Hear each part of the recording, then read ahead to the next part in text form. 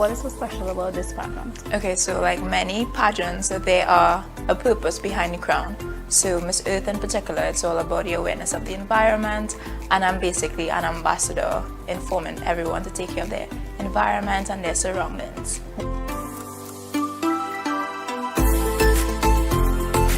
Take this moment, guys, to advocate the importance of mental health awareness, ensuring that this is something that is started to be placed in schools, in these school curriculums. Yes. Why aren't we having easy therapy access to schools, to parents, to the children? You know, that is something that we need to get some hands written about, right?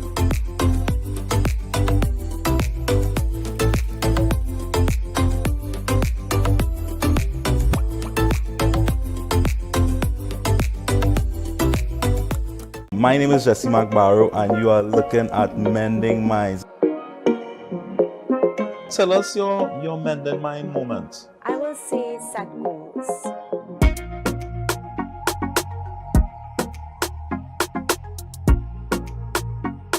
A lot of people get so caught up in the what, they forget the why. There's this fixation of this is what I'm going to do, and they forget why. Yeah. You know, you pursue that in the first place.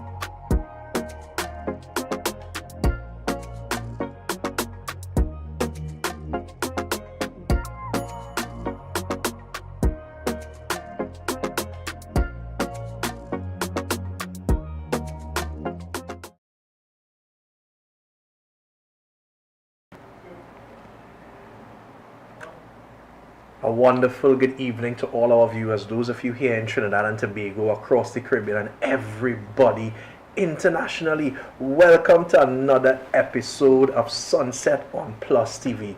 Remember, you can view us Mondays, Tuesdays, and Wednesdays from 6 p.m. to 7 p.m. right here. So, to those of you who are celebrating, happy Holy Week to you. I know yesterday was Palm Sunday. A lot of people walked with their palms, and you have a really religious week coming up this week, and we're wishing you all the best this week. For those of you who aren't celebrating Holy Week, you also have something to look forward to. A long weekend, Good Friday, Saturday, Sunday, and then Easter Monday. I could just imagine your plans. So this afternoon, me guys, I have Camille Moore, the woman you always want more of. And we have a new addition to the Sunset family.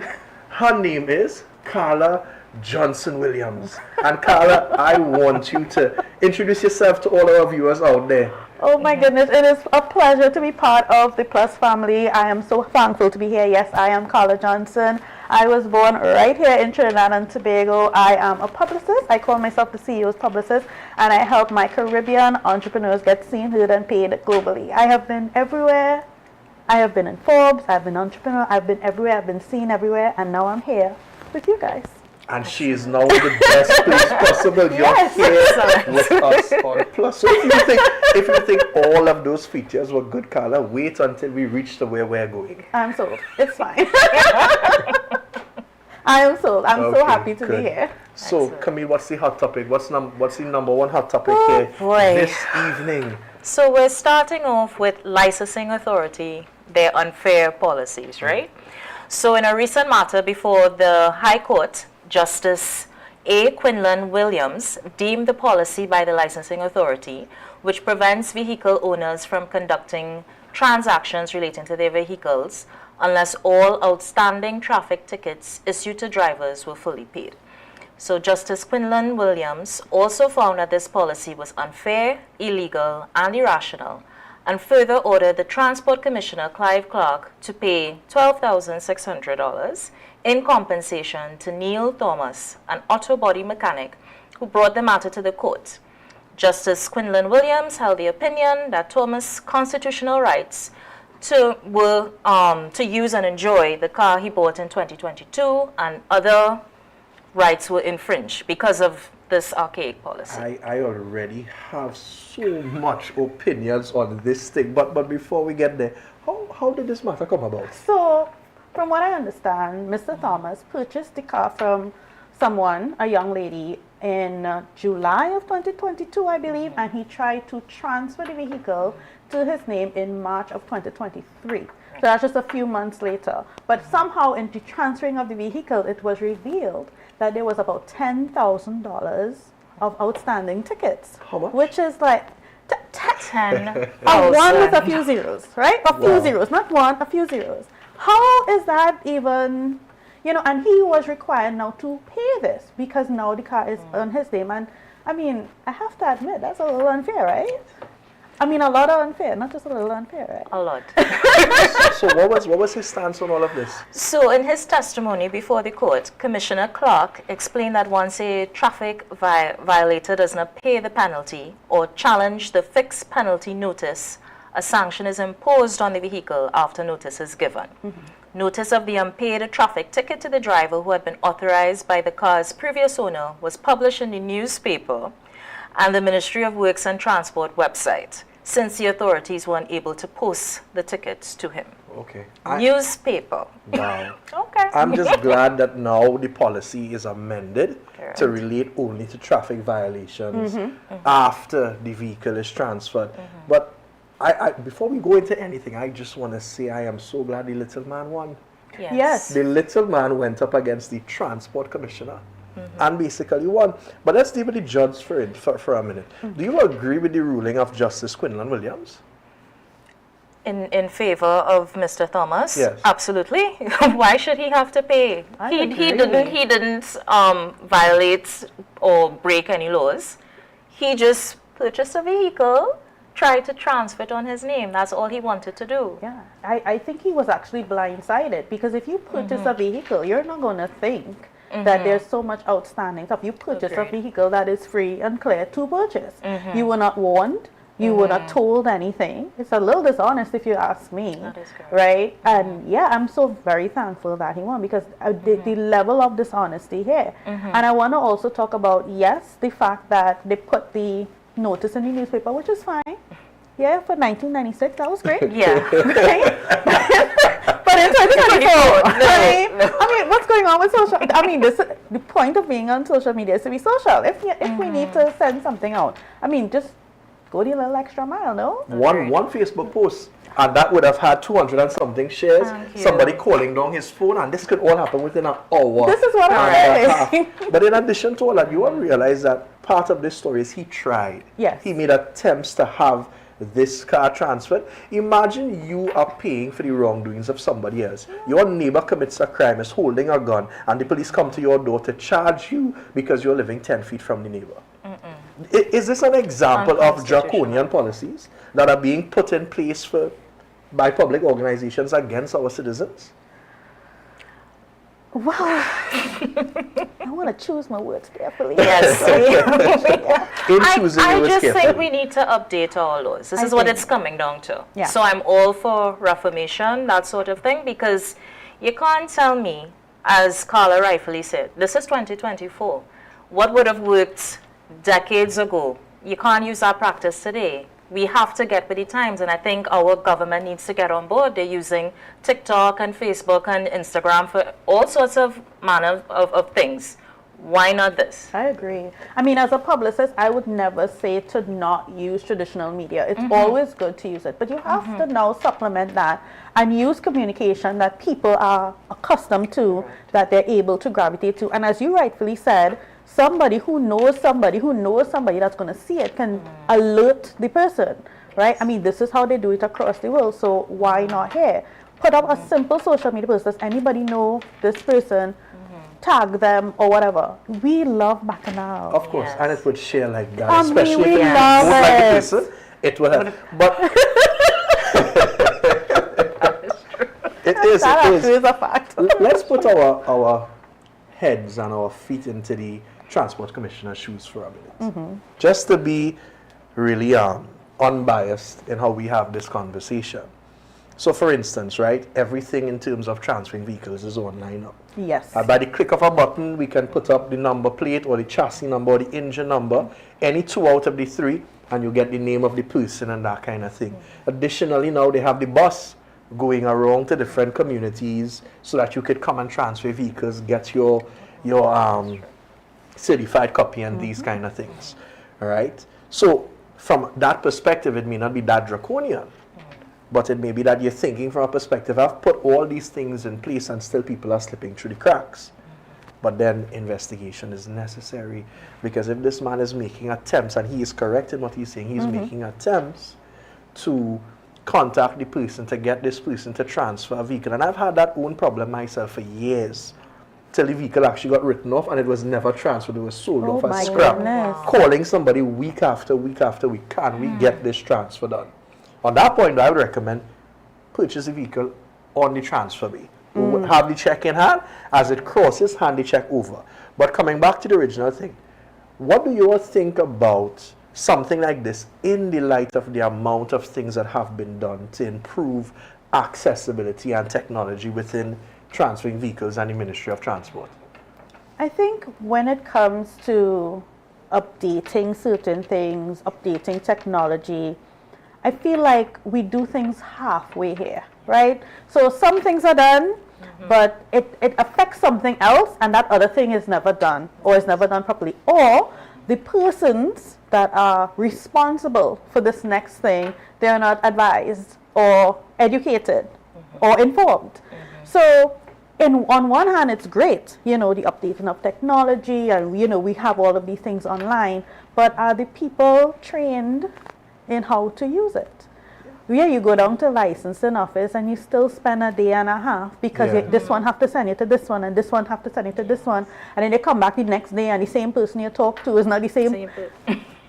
Are these people educated and trained in the use of the technology? Having the technology is great. We have to complement it with training. How are we training these people to use it? And a lot of the people that work in these companies, they are from the boomer generation. Let me use that. So sometimes training might take a little while, which is fine, but we need to put the training in first. Before we wrap up this topic and go to break, Camille, tell me, in terms of the High Court, what do you see the High Court's place in bringing balance back in and a sense of rationality into institutions like this, holding tasks to people like was the case here, like the High Commissioner of Transport? What should be the High Court's place? No, as I saw this case, I was happy to see that they were on the side of the citizen. Yeah. Because regular you and me, we need somebody to stand up for us. So that's where I see their role, to be that balance, right? Yes, the government is coming along, these ministries coming along with their different processes and whatnot, but we still need someone in the background fighting for our causes. Because I was just thinking, what if they probably thought he would have just paid the 10,000 and moved along? Yeah, but for an ordinary man, that's a lot of money. That is a lot of money. To the High Commissioner, and I'm not placing any judgments here, that might be a small fine, but that could be literally a year's worth of salary to a small man. Correct. Especially in this post-COVID era. That is a lot of money. But I'm just thankful that it was wrapped up so quickly too, because sometimes these things can drag on for so long. But it was wrapped up really quickly, and he was able to move on, and I think that's fantastic. A step in the right direction. And I really hope that the Transport Commissioner learned a lesson here. And guys, we're going to go to a break now. So remember to see us here every day at 6 p.m. Monday to Wednesday, 6 to 7. You can view us also on Facebook and YouTube, and we will see you right after the short break. My name is Jesse McBarrow, and you are looking at Mending Minds. Tell us your Mending Mind moment. I will say set goals.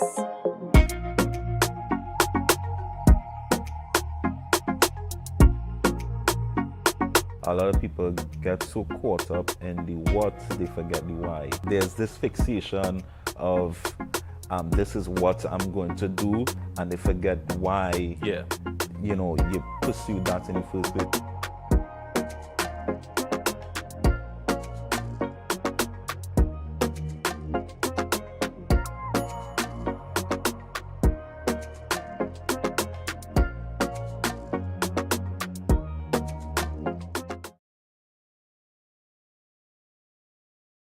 This is another episode of Life Matters, and I am your host, Latina Mata.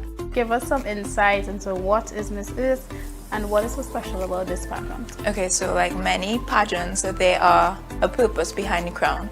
So Miss Earth in particular, it's all about the awareness of the environment, and I'm basically an ambassador informing everyone to take care of their environment and their surroundings.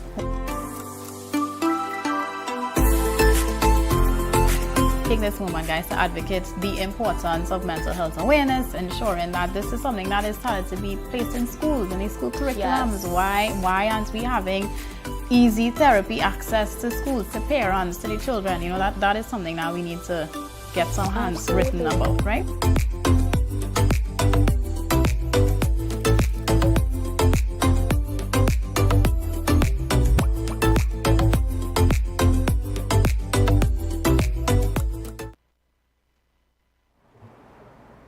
And welcome back, guys.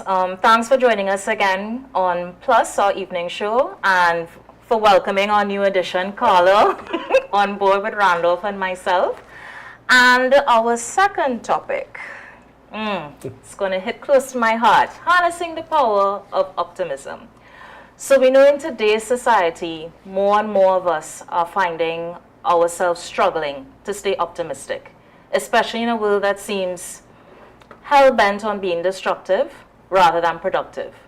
So we see negativity increasing in many areas, both in our professional as well as our personal lives. The workplace has become inundated with corruption, sexual harassment, ageism, sexism, just to name a few. Marriages, we know, are at an all-time low, and many relationships are being overrun with verbal as well as physical abuse, and death in some cases. And our leaders fail to lead by good examples and set morality and integrity first. So this, and also the lack of opportunity for our youths is leading them to drugs, violent crimes, and even suicide. And on top of all of that, we had a pandemic that killed millions worldwide and still threatens the lives of everyone on the planet. So with all the negativity that we are witnessing and experiencing today, is having an optimistic outlook even possible? And if so, how do we harness the power of optimism? So I'm going to ask you guys. It was a lot, right? And I just want to get your feedback. Again, how do you think we can stop ourselves from descending into hopelessness and despair? Before we even get into that, I think we have to put something in the context, because I remember as a young man, probably like 17, 18, I sat somewhere and they said that the word no, somebody hears it over 70,000 times per year. So I didn't want to just go with something I thought I heard back then. So I did a little research, and I got an AI program to run some articles for me and create an algorithm in terms of the average number of times a person hears the word no per day, per year. So early childhood, it's 50 times a day, 18,250 times a year. Middle age, 10 times a day, 3,650 times a year. Later life, 5 times a day, 1,825 times per year. So on average, the average person over their lifespan spends a little under 8,000 times, 7,908 times hearing the word no. And we have to put that in context in terms of optimism, in terms of how we go forward with this. You are hearing no this much. How do you wade around that and still throughout it all be optimistic? You pick up a paper and is some murder or some death or somebody charged for something. Everywhere around us is negativity. Combined with that, how do we do that? There's so many ways that we can answer that question. I want to start with the negative that we see in the media, that we consume online. We human beings, we are wired for negativity. It's a sad truth. We are wired for negativity. That draws us in, that brings us closer. We want to know more. And I'm not sure why, what is the science behind it. That's why even if you're talking about something positive, if you put a negative spin to it, people will read it more, they will consume it more, they will listen to it more. That's why things like true crime is so popular right now. Yes. Yeah. But I think in order to be optimistic, you of your own self needs to understand what is the value of you consuming this negative information? Is it for the purpose of information so you can use it to do better, or are you allowing it to consume you to the point that it allows you to be negative? So for example, during the pandemic, everybody was home. There was nothing to do but consume content. And a lot of depression rates rose because people were consuming the pandemic, vaccinations, all these different negative things, and they allowed it to consume them to the point where they said, I'm not going to watch any news anymore. I'm going to take off the TV. I'm going to spend time with my family. I'm going to do positive things. But there are some people who were using the negative information to help others. So like myself, during the pandemic, this is where I showed up everywhere, right? I was helping entrepreneurs build businesses, navigate through these uncertain times, teaching them how to show up. So I was able to use the negative to help other people be optimistic. So there are really different ways that you can look at this, in my opinion. Right. I like that, Carla, because a part you said there about using all that negative, whether it be viewing the news, and have to separate, is it for information or what you're going to do with it? There's a choice in between there, right? Which is very important. And I think for some people, it becomes a challenge. It does. Like, you know, it's like, how do I could totally see myself getting fully overwhelmed in the situation, like totally overrun. And for someone else, it could be like, okay, I could make that switch. I could be flexible enough to pull myself out of it, you know. And it could work for a lot of people. But I think for those, like if you're suffering from depression or, you know, you have certain challenges, it will become a bit more difficult in that sense. A big part of it as well is this thing becomes an addiction. And you spiral, you become addicted to them. People don't understand that you become addicted to seeing the negative things. I've actually heard people talk about it, that they are reeling through all the negative news, maybe because of something that happened. So recently there was the death of a young girl, and I knew a couple of people who knew her personally. And when they saw that, and the way these algorithms work, because you are looking at the death of this person, they're going to show the death of a couple other people, and you're going to start to think that your world now is a bunch of people around your age or younger than you dying, and you're going to spiral because I want to know more. Where does it end? And if you don't break that addiction deliberately, like you would with an alcohol addiction or any kind of substance abuse addiction, where you have to stay away from it until you can manage to be around it. Because somebody who has an alcohol addiction, they're not going to go by the bar when they now start to stop drinking. They're going to distance themselves from that. But in addition to that as well, we have to, the two most powerful words, for instance, that I know in my life is I am. And if you tell yourself that consistently, I am, you bring the optimism. And people have to talk to themselves. Because when you look outward to the world, nobody is going to be talking to you, very little. Everybody is going to be coming at you with something negative. You now have to talk to yourself. I like what you said about the addiction, because it's true. Sometimes we can get so caught up that we don't even realize that we're going down the rabbit hole and we are letting all this negativity dump on us. I think it also comes down to, you have to be self-aware. You have to know yourself. For example, I want to go back to the business owners that I've helped. When I talk to them, I tell them, I say, listen, you're going to get a lot of no's before you get a yes. You're going to get a lot of no's. And I remember there was one in particular, a client, she's actually out from Tobago, and she was really pushing. And she said, she calls me Carly. She says, Carly, everybody's telling me no and I want to give up. I was like, keep trying, keep pushing. And the one person that told her yes at the end of the day, she got everything that she needed. She got the promotion, she got the job, she got the money, she got the speaker. Everything just kind of snowballed after that. And she's like, Carl, I was really ready to give up. And I'm like, I know, and it's difficult to keep hearing no all the time. But no doesn't always have to be a flat no. No could be let me stay away from this person, let me go in this other direction. No could also be not now, maybe defer to a later time. Right. So we have to be self-aware. Sometimes we need to internalize within ourselves and say, okay, I need to be optimistic, but how do I continue to be optimistic even with the negative? How do I translate the negative to make it make sense for my life? No, agreed. And do you all think that optimism is something that could be learned?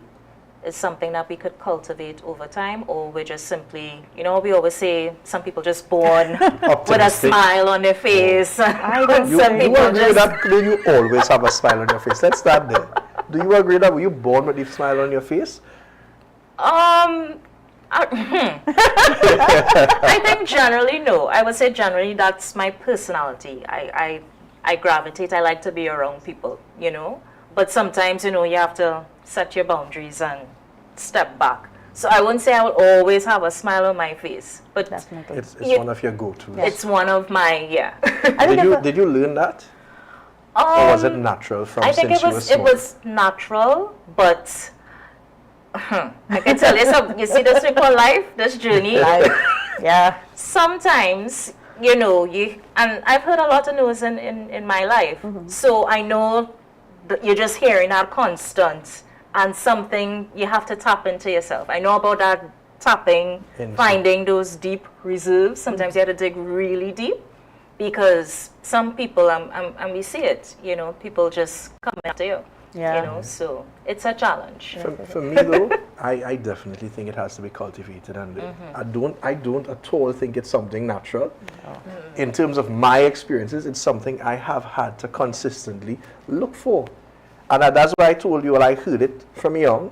The two most powerful words, I am, and I've been telling myself that consistently. Another point I would make as well is that when the negative comes, there is a thought process you can go through, that if you are feeling this negativity, a lot of other people are feeling it as well, and that's an avenue to help. And you mentioned something like that, Carla. It's an avenue to help. So for instance, when I was reeling through the depressions of COVID, being at home, not being able to interact with anybody else, and I started to realize other people would feel this way. The thought wasn't to read into it more. It was, okay, let's use something I have a talent with, which was my voice. And I started to just put out videos out there. It brought about a whole page called A Voice, where I was doing motivational videos during the COVID-19 pandemic. And as a result, like I said, the key thing here is, okay, the negativity comes, but I'm reassuring myself, and after that, now I'm trying to help. And with that, guys, we're going to another break. Remember, join us here 6 p.m. Monday, Tuesdays, Wednesdays, on PlusTV for Sunset. You can view us. The reruns at 11 p.m. and 1 p.m. daily. This is another episode of Life Matters, and I am your host, Latina Mata. Give us some insight into what is Miss Earth and what is so special about this pageant. Okay, so like many pageants, there are a purpose behind the crown. So Miss Earth in particular, it's all about the awareness of the environment, and I'm basically an ambassador informing everyone to take care of their environment and their surroundings.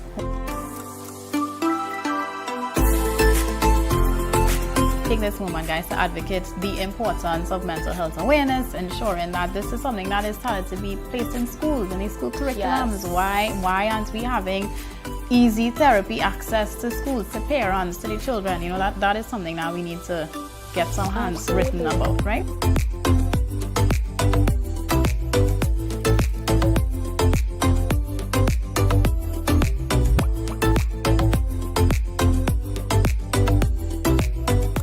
My name is Jesse McBarrow, and you are looking at Mending Minds. Tell us your Mending Mind moment. I will say set goals.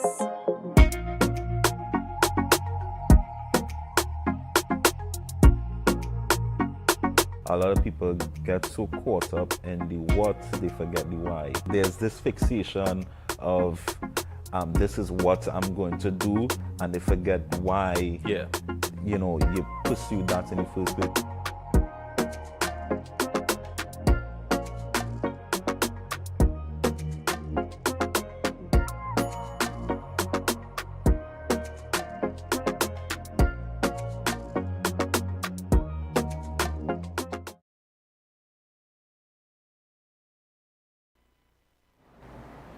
Welcome back, and it's Sunset, the evening show on PlusTV, and you can get us streaming live on Tego TV, Facebook, and YouTube. Our show runs on Mondays, Tuesdays, and Wednesdays from 6 p.m. to 7 p.m. There are reruns 11 p.m. nightly and 1 p.m. the next day. So make sure whatever way you can, you see us. And I just got corrected. It's 12 p.m. daily is the rerun. So let's go over. It's 11 p.m. nightly after we leave here. And the next day you can get us at 12 midday. So make sure and view us. So guys, some Chinese developers have actually made a crack in innovation. And guess what's coming back? Now, if you're under the age of, let's say, 24, 23, you may need to start to do some Googling when I say this word to try and figure out what we're talking about. But the compact disc, the CD, is going to make a resurgence. Yes, I know. You're shocked beyond comprehension. But get this. The reason the CD went out of the everyday lifestyle was because it could hold so little.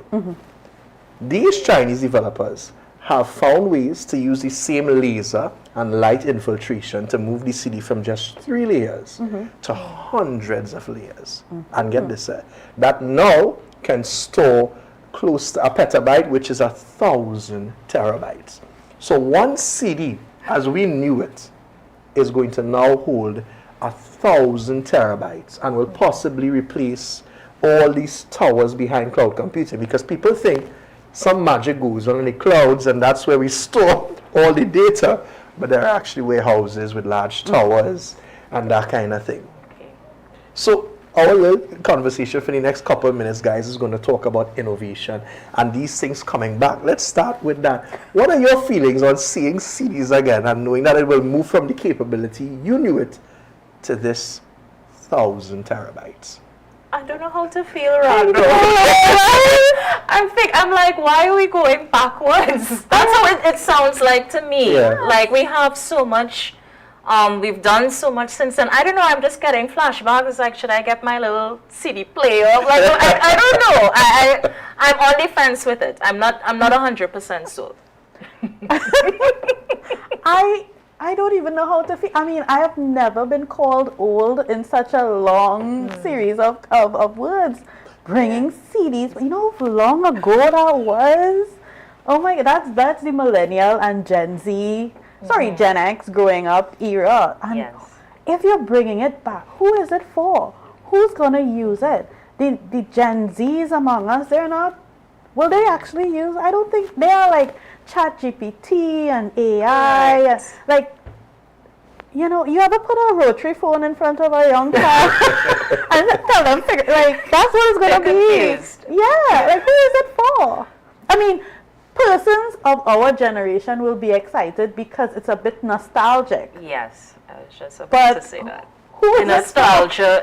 who's going to use But it? outside of that, I mean, come on. I think we have to put some context here. So let me break it down to you a little. Okay. Remember what we knew CDs for Yes. was to play music. The Was. intention is not to play music. The intention is that they looked at something that was probably fast-tracked too fast in terms of what the CD was built upon, using layers within the CD and laser and light to store data. That is my layman term explanation. I'm sure there is a very complex text explanation. They have now moved from 3 to 4 layers in the previous CDs to hundreds of layers. So which means when a CD before used to hold 25 songs, 30 at best, you could probably, with a CD, hold all of the soca songs, every song in the Caribbean made within the last 10 years would probably be able to be hosted on one CD. So the purpose here now is the CD is coming to compete with the flash drive. So the scene of a flash drive might now in 5 years be old school. Everybody just wants a CD, because when you buy one CD, you have 1,000 terabytes, a petabyte of data. Randolph is still not sold. I like my flash drive. But the flash drive, the benefits of the flash drive is that it's small, right? Yeah. A CD, I mean, are they reducing the size of the CD, or How will big it be is the the same CD? size? It will be the same size basically. So that's why they're saying the CD is coming back. So it's going to be the same size, maybe a little thicker to hold the layers, and that's what's going to be. So But let's move on from that. Let's talk about, because we're not moving from this. Let's talk about innovation generally and where the world is going. Because we're seeing the move now to smart homes. We went from smartphones. Yes. Then we went to smartwatches. I don't have one on. I can't show it. I'm not that tech savvy. We've gone to smart rings. And now we're moving straight across an entire home that works via your voice command. And you mightn't have to do anything. Not cook, not put on the radio, not soap yourself. I don't know. I'm digging the not cooking part. I'm digging that. But what are your thoughts on that one? That move in terms of innovation, where we might have a world where everything is smart and device driven. So, I am against technology getting out of control. I was one of the persons that watched iRobot back in the day. So I just think there needs to be a limit. I do love innovation. Don't get me wrong. I do love innovation. I do love the fact that they're making things a lot easier for people because we have a lot going on. Our attention spans are very short and we have not enough hours in a day. If they find a way to stretch time, that's, always a good idea. But at what point do we stop using human interaction and depend 100% on technology? And I feel that's the direction we're going. And it's kind of sad because human interaction is necessary. So Camille, imagine now in your house, instead of getting married, you have a smart husband. Oh dear. And a hologram appears in your house. I'm going to side with Carla in the sense that I want a balance. So I could have parts. I don't mind using parts of the functions, but fully AI tech, I don't know. And what if when it breaks down, what happens now? You all ever saw that video where the guy, he has a voice command house. So everything is by voice command. I saw that. So he has to use his words and his tone to open the door. He went to the dentist. So he's coming back with this big gauze in his mouth and he's biting on it and trying to talk. Over the door, and everything else in the world happened except opening that door, rain started to fall, and it was a catastrophe. But let's look at the positive side of it for a minute.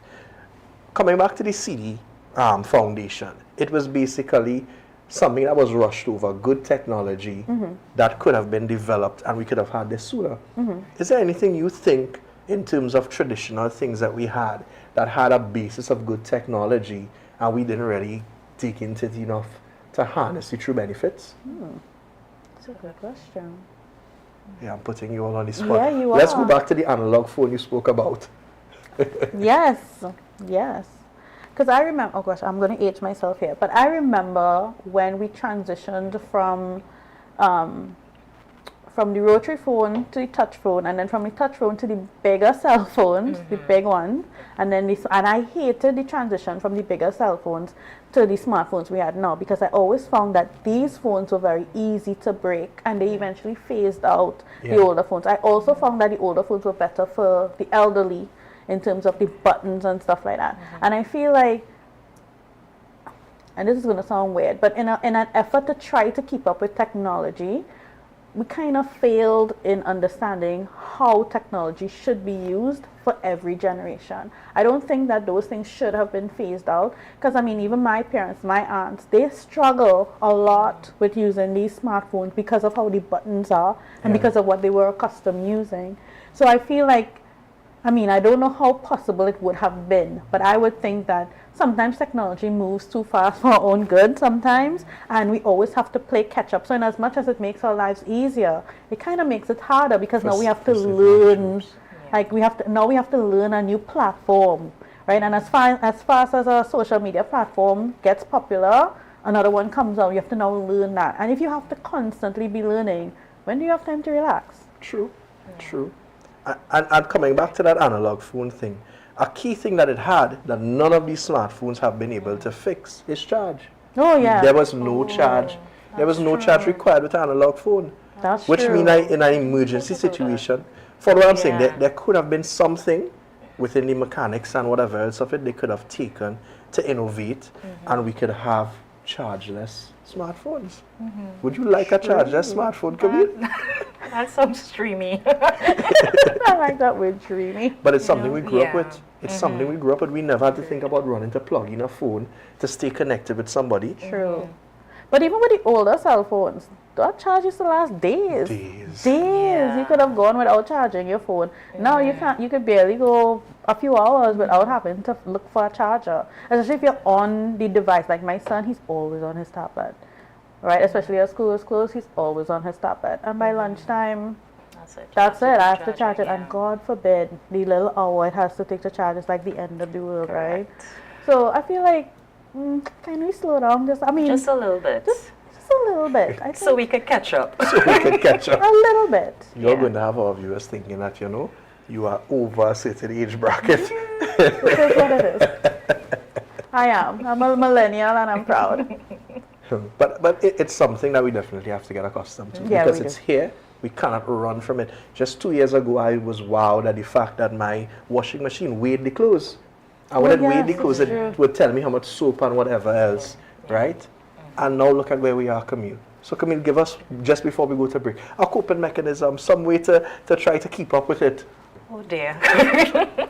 What would I say? To keep up with all the technology, we just training, learning. Yeah, we just have to get on board with everything as best as we can. Agreed. So I agree. So- Ohio, Gen Z. Yeah. They know everything. But guys, we're going to break with that one. And again, guys, join us here every day, Monday, Tuesday, Wednesday, from 6 p.m. to 7 p.m. And you'll be here with us for Sunset, the TV show on Plus.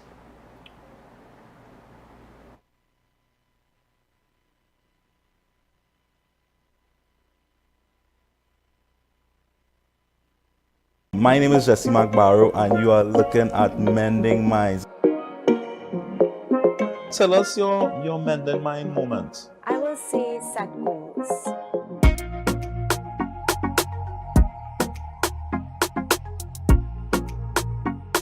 A lot of people get so caught up in the what, they forget the why. There's this fixation of this is what I'm going to do, and they forget why you pursue that in the first place.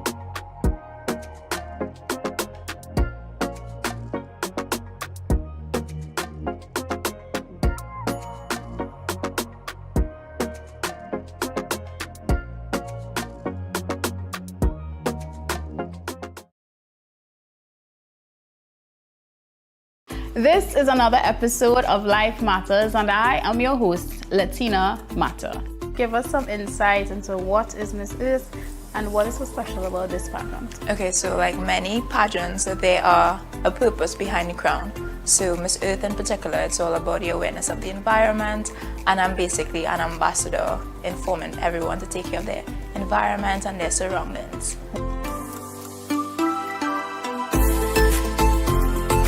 Take this moment, guys, to advocate the importance of mental health awareness, ensuring that this is something that is started to be placed in schools, in these school curriculums. Yes. Why aren't we having easy therapy access to schools, to parents, to the children?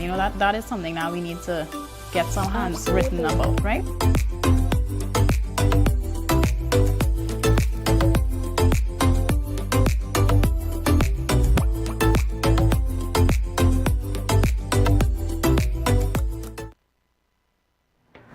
hi everyone, welcome back with us, and we're switching topics again, and we're going to talk about embracing a minimalistic way of life. Why is Randolph shaking his head? I haven't even begun.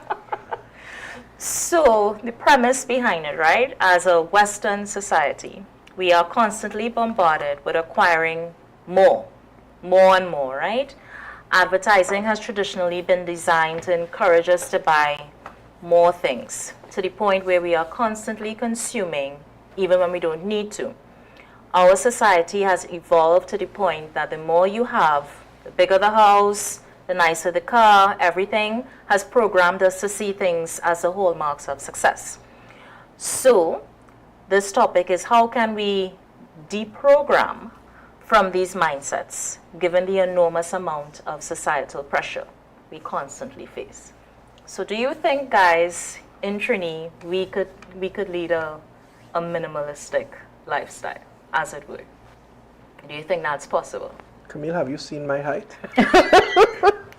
No, viewers, you obviously can't see because I'm sitting, but I'm well over 6 feet tall. Wow. And you're telling me I need to go in this small place, you know? I am having nightmares about maxi days when I sat down and my feet used to have to be like this. And that has to be my living room now. that has to be my bathroom. That's not minimalist, right? I mean, that's part of it. That is part That's of it. part of it. That's not it, though. It's not the It's whole kinda- thing. That's what I understand as minimalism. You Small houses, small everything. That's a very narrow way of thinking about it, Randolph. I mean, yes, it's part of it, but it's also using less, moving, doing less. So you can, I mean, you don't need to have a big house, but that doesn't mean you also have to have something that is too small. Yeah, it's just, yeah, doing less, having less. We're looking at not having too many things, Okay. consuming as much. All right. So it could be just decluttering our space. Yes. That's a term that Marie Kondo uses it a lot.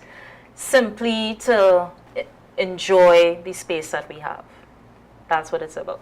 Not packing our houses, as it were, with just things. You want to have quality over quantity. Yes. What about if I have quality of quantity? Oh, my. So I see where this is going. I see what the direction we're heading.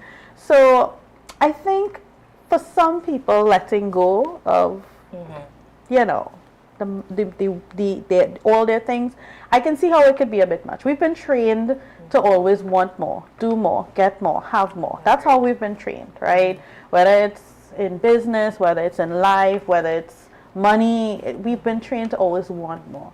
So to tell somebody to cut back, it's going to be very difficult. Yeah, so I understand where Randolph is coming from. It could be difficult to say, I don't need that much. I should be able to cut back. But somehow, the more you have, some people tie their worth to objects, to possessions. So the more they have, the more worthy they feel, the more important they feel.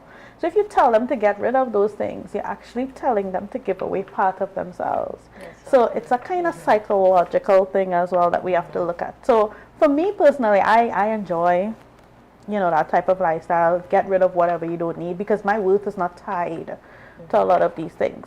But for somebody else, it's going to be very difficult. Agreed. The part I like about it though, because even though I was giving you all a hard time, I do understand what minimalism is.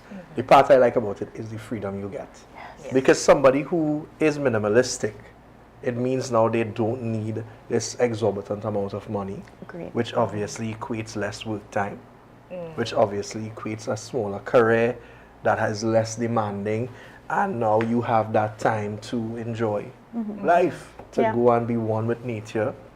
Very often, and all these other type of things. But I was looking also as well at financial freedom.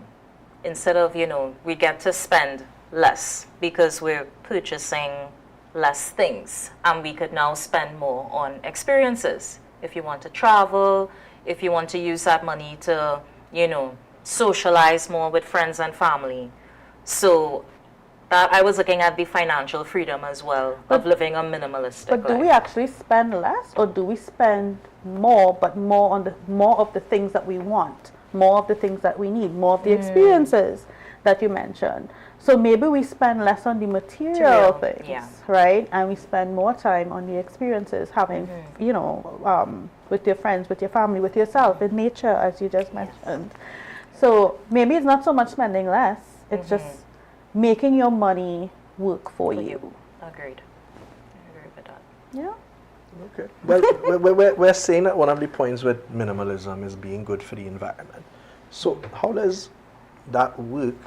Let's say I run a oil company and I have things that are polluting the environment. But I'm minimalistic based on what we are saying here. I don't own an extravagant amount of things. I spend things on more quality things, traveling and seeing nature, experiencing different types of herbs in different parts of the country. But how is it good for the environment now if it is I am still running that company, but not overspending and over acquiring? Well, I think you have to look at it both ways. You of your own self, with the life that you live, will be using less. So there will be less waste. You will be recycling more, reusing things more. So that in that respect, it would be good for the environment. But the company that you work for, it would be their responsibility, not yours, to bring it down to that type of lifestyle. Now, the company that you chose, it's very difficult. that will be difficult, right? They will have to give more to the environment. They'll have to donate to environmentalists. Like, they would have to do more because that company of itself has its own negative things towards it. But that's not your responsibility. That's the company that you work for responsibilities. And I'll even go one step further. If the company that you work for is not aligned with your values, if you want to adopt this minimalist lifestyle, but the company that you work for is not, and your values don't align, then maybe it might be time for you to get to a company that is aligned with you, so both of you all can grow in that. Yeah. Do you see this catching on? Because for me, Camille, this is a very small niche.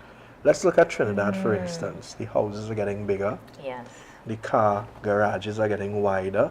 More cars. Everything is about quantity and acquiring. Do you think that minimalism could catch on in Trinidad? If yes, how? You know, I was just thinking what Carla had said. It's going to be a mindset shift, you know, and I know some of us are willing to do it, but I can't say, yeah, this is the latest fad.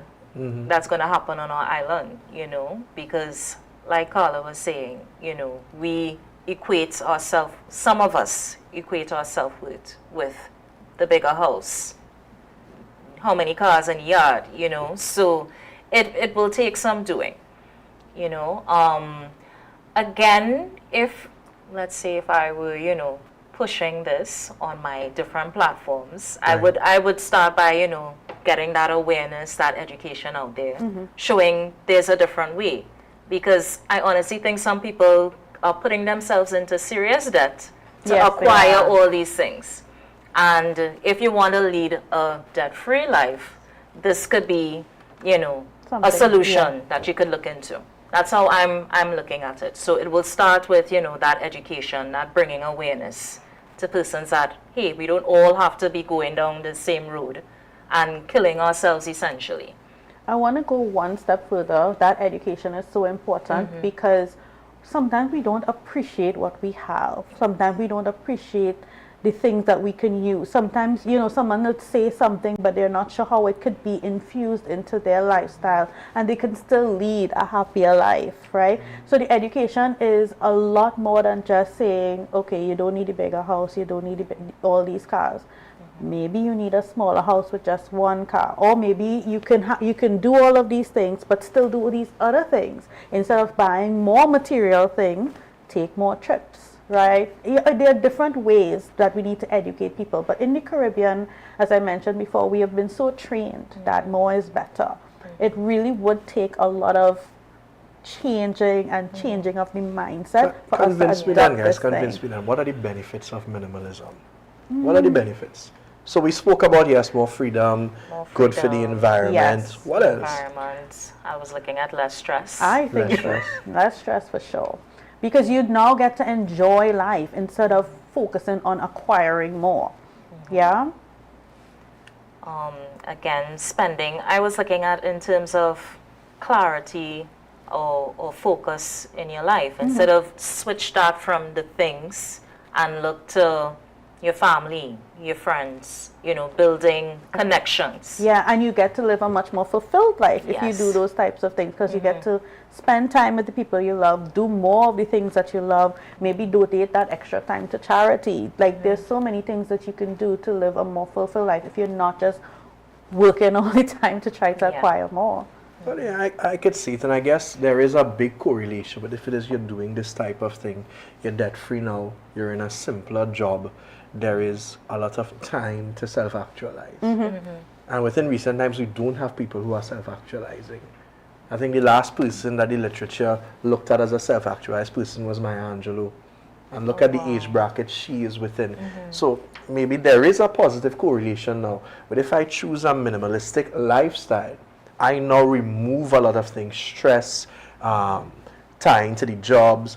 I am now supporting other causes. I have quality things instead of quantity. I'm happy, I'm doing work I love, I'm traveling, and that kind of thing. And within that now, there is less stress with everything that comes outside of minimalism. And now I have an avenue and a platform to get to know myself. Agreed. And in getting to know myself, the dependency on these things disappear. That's the picture I want for minimalism. Yeah. Because think about it. Where are we as people in terms of going up that hierarchy and becoming self-actualized? Being at that place where we are 100. I know myself internally, externally. I'm fully comfortable. And what comes my way, I can accept and deal with it. I can't say it for myself. I don't think we're there. Because we're too busy trying to deal with all these stresses, pay bills. It's too much. It's also pretty scary for some people. I mean, to actually, know yourself and take that time and sit in silence and figure out yourself. It's really scary for some people. Some people just don't want to have to deal with that. They rather just keep going and fill that empty space with something. Yes, agreed. So it's a lot of work, but we can do it, man. Yeah. And what do you think of the side effects now? So I have my nice house in Valsay North. The BMW and the Mercedes are parked up there. I decide, listen, I heard the show on PlusTV, I'm going to be a minimalist. What are some possible side effects of just making that dynamic change? Well, apart from friends and family thinking I've gone mad because I've now sold my big mansion, I'm a BMW, it might seem strange to others. So I would say if anybody is venturing down this road, you have to be really sure with yourself. And, not everybody's going to join in on you or see the positives in what you're doing at first until they realize how happy you are. I think once you make that change, you just have to be okay with it, because a lot of people may never see the positive, and they may never notice that you're happier, and they will go to their graves thinking that something is wrong with you for giving away everything. But you have to be okay with it, and I think that's one of the major side effects. We are in a culture that says doing something like that is not right, and you're going to get people who don't even know you with a comment to say that something is wrong, right? But you have to be okay with it. I think out of all the side effects, that would be the major one, and that's the one that's going to keep coming over and over again. But it's okay. So from that note, then, you have to make a culture shift, essentially, and that culture shift has to include your circles. Yeah.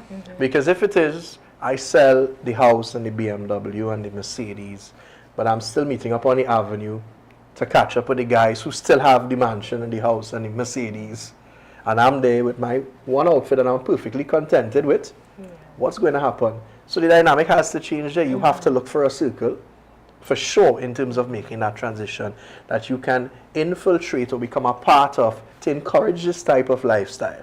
Additionally, you have to be well calculated, because a lot of these debt-associated things that you own have consequences for paying off early. Agreed. We know this. So you have to be aware, you have to be calculated, and know, listen, I need this amount of money from the sale of this to make sure you can cover it. What else you all think? That's the one that came to my mind immediately, to be honest. I don't think there are much negative side effects, to be honest. If I'm being perfectly honest, you're doing well for yourself, you're doing well for the environment, you're doing well for others, you're doing well by your children, because you want to leave a positive legacy. The only negative I see is what people might think and what people might say, right? I can't imagine. I mean, you hardly have taxes. You wouldn't be paying back any loan. The banks might be a little upset. I was just about to say that the banks would be upset. No, and that's the big part. That's the big part. The economy will be affected, because with people stepping back, there's less spending. With less spending, you have an entire economic fallout. So there are so much aspects that we can look at this from, but unfortunately, we're coming out of time. But guys, there are benefits. Yeah. And I think a hybrid approach is necessary to close this off. Look at the benefits of a minimalistic lifestyle, especially from the point of self-actualizing, getting to know yourself, understanding that a big part of the foundation of minimalism is quality over quantity. So in as much as I'm not going to throw away the job tomorrow, I'm not going to do these things, I want quality. And that's our leaving note with you all this evening. In all things, guys, seek quality. Forget the quantity, and you seek your best quality of life. Take the foundations from minimalism to make sure that you're living your best life, right? So, yeah, guys, let's get a closing comment on today's show. One thing you want to take away. 10 seconds, guys. 10 seconds. Don't care what nobody say. Do your thing. That's my takeaway. Quality over quantity. This is another episode of Life Matters, and I am your host, Latina Mata. Give us some insight into what is Miss Earth and what is so special about this pageant. Okay, so like many pageants, there are a purpose behind the crown. So Miss Earth in particular, it's all about the awareness of the environment, and I'm basically an ambassador informing everyone to take care of their environment and their surroundings.